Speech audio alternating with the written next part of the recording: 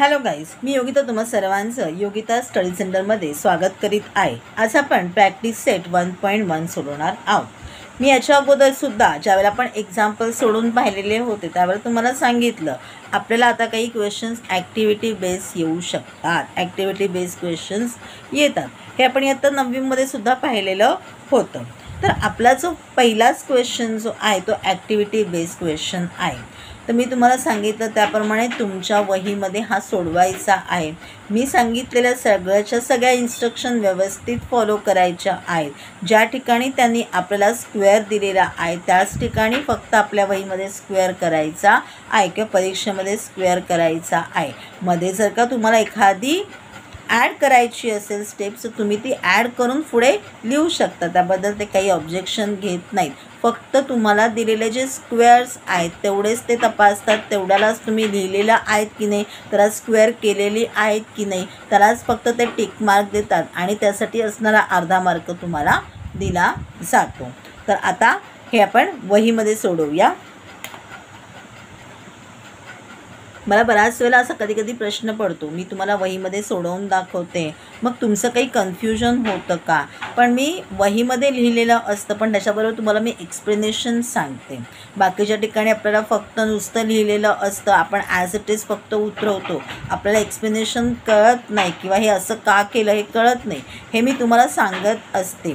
त्याच्याही अगदी व्यतिरिक्त जर तुम्हाला त्याच्यासाठी लिहूनच हवं असेल तर त्याप्रमाणे मला कमेंट बॉक्समध्ये लिहा, तर मी त्याचप्रमाणे व्हिडिओज बनवण्याचा प्रयत्न करेन. मला असं वाटतं आहे की तुम्हाला थोडंफार कळतं आहे आणि त्यामुळे आपण असेच व्हिडिओज बनवू ज्यामुळे ते लवकरसुद्धा होतील आणि तुम्हाला एक्सप्लेनेशन व्यवस्थित ऐकता येईल.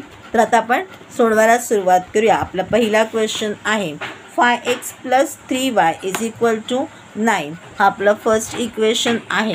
2x - 3y = 12. हे आपलं सेकंड इक्वेशन आहे. आपण लिहून घेतलेलं आहे. Adding equation 1 and 2. 5x + 3y = 9. 2x - 3y = 12. Add केल्यानंतर काय होईल, +y + 3y - 3y आपले कटआउट होतील.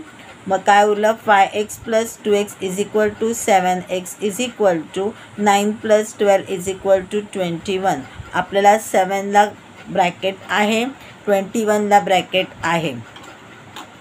मग लिहिलं x = 21/7. याला आपल्याला दोन्हीला सुद्धा 21 आणि 7 याला आपल्याला ब्रॅकेट्स आहेत. Therefore x = 3. 3ला सुद्धा आपल्याला ब्रॅकेट करायचं आहे. Put x = 3 in equation 1.